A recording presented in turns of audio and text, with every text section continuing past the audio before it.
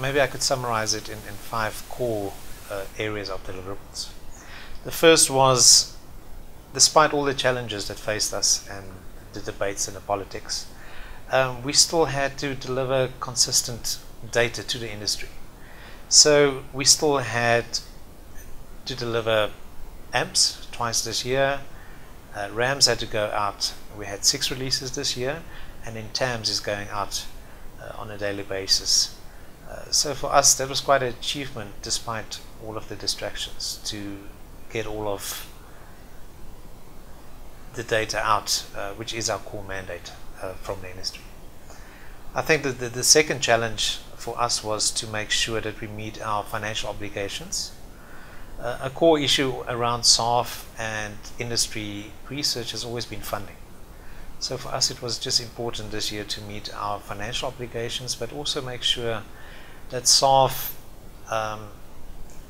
sustained its status as a going concern into 2015-2016. So as a business, that was important. Thirdly, it was important for us when I came in to stabilize SAARF. We lost a lot of institutional memory over the past year or two. So just to stabilize operationally, but also make sure that we have the necessary governance in place. Especially as we are industry body, it is important for us to drive governance, and transparency was a big focus for us this year.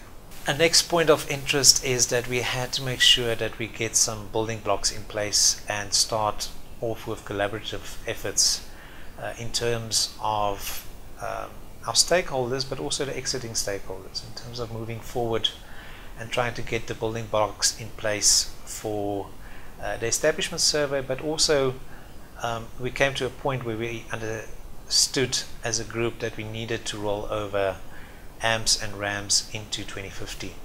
So we've come to a point of agreement amongst the stakeholders, whether they are members or not, that we will then roll over into the new fiscal, with probably the last results being delivered in March 2016. And then lastly, and probably most important, is we've gone on quite an elaborate